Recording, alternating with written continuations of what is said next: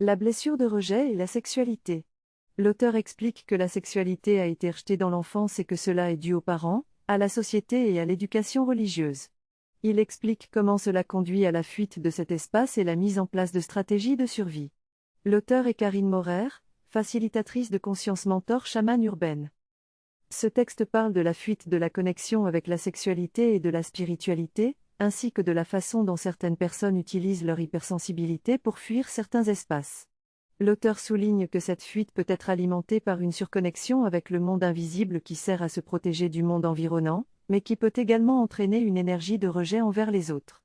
L'auteur raconte son propre cheminement personnel et comment elle a dû apprendre à ne pas se fier uniquement à sa clairvoyance pour être en mesure d'accepter les autres et elle-même. Elle note que ces personnes qui se sont planquées dans un monde spirituel peuvent être très insécures et rejeter ceux qui ont une vision plus charnelle de la vie. Il s'agit d'un texte parlant de la sexualité et de l'acceptation de soi dans ce domaine. L'auteur souligne qu'il n'y a pas de normes en matière de sexualité, et que chacun peut avoir des penchants différents. Toutefois, il y a souvent un rejet de la normalité pour ceux qui cherchent à se démarquer et de la non-normalité pour ceux qui cherchent à se conformer. L'auteur encourage l'acceptation de soi et la réconciliation avec son corps pour mieux vivre sa sexualité.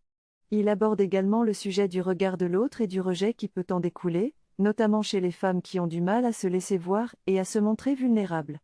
Enfin, il souligne que la sexualité est une initiation qui dure toute une vie et qu'il n'y a pas de limite d'âge pour vivre sa sexualité de manière épanouissante. Cette personne est fascinée par une danse qui a été réalisée par une femme qui a changé de genre. Elle trouve cela extraordinaire et courageux. Elle pense que la blessure de rejet peut être une occasion de se découvrir soi-même. Elle parle ensuite de sa propre expérience et de sa découverte de la sexualité. Elle mentionne différentes orientations sexuelles, telles que l'hétérosexualité, l'homosexualité, la bisexualité, la sexualité grise, les aromantiques, les demisexuels, les panromantiques, les asexuels, les platoniques, les aquaromantiques et les scolioromantiques. Elle pense que nous sommes à un tournant de la conscience et que la révolution sexuelle est en marche. Elle trouve cela formidable et pense que cela est nécessaire pour faire évoluer les mentalités et permettre à chacun d'être lui-même sans jugement. L'auteur parle de son expérience personnelle de guérison, qui implique un rapport intime avec la nature, en particulier les arbres, ainsi qu'une reconnexion avec l'énergie sexuelle féminine.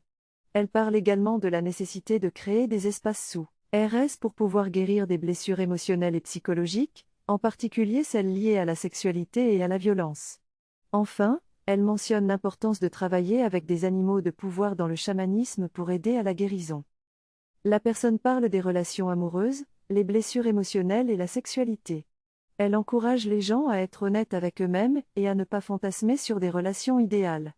Elle suggère que la clé pour guérir les blessures émotionnelles est d'être présent et courageux.